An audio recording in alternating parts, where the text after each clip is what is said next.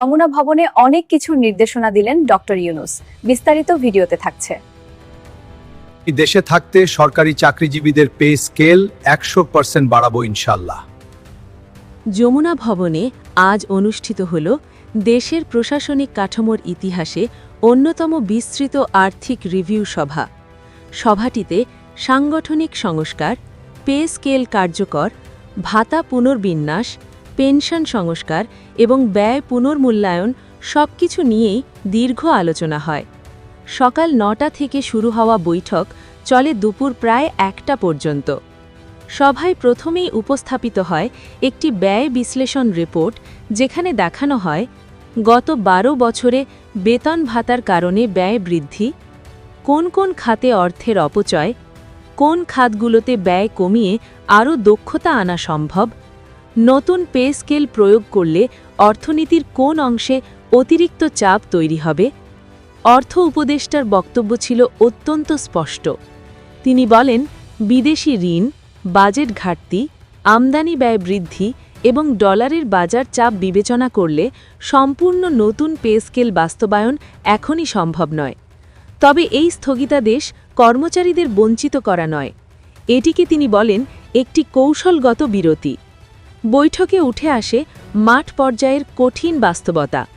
সরকারি কর্মচারীরা বাজার দরের সঙ্গে তাল মিলিয়ে চলতে পারছেন না, চিকিৎসা ব্যয় দ্বিগুণ, বাসা ভাড়া ৩০-৪০% বেড়ে গেছে, স্কুল কলেজ খরচ ব্যাপক বৃদ্ধি, পেনশনভোগীরা সবচেয়ে বিপদে।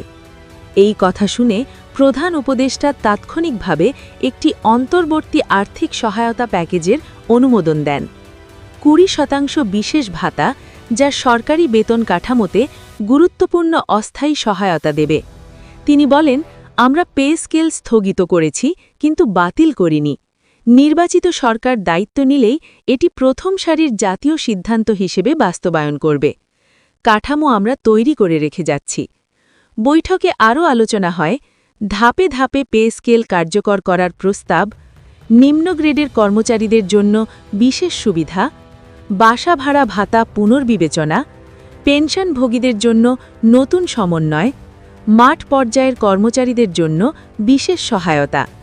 সভা শেষে প্রধান উপদেষ্টা বলেন, রাষ্ট্রের আর্থিক নিরাপত্তা এবং কর্মচারীদের ন্যায্য সুবিধা দুটি বিষয়কে সমানভাবে বিবেচনা করে আমরা সিদ্ধান্ত নিচ্ছি। নতুন সরকার আসলে পে স্কেল বাস্তবায়ন করবে, এ বিষয়ে আপনাদের নিশ্চয়তা দিচ্ছি। বৈঠক শেষে তৈরি করা হয় একটি ৩০ পৃষ্ঠার সারসংক্ষেপ, যা জাতীয় নীতি নির্ধারক ও দপ্তর প্রধানদের কাছে পাঠানো হবে।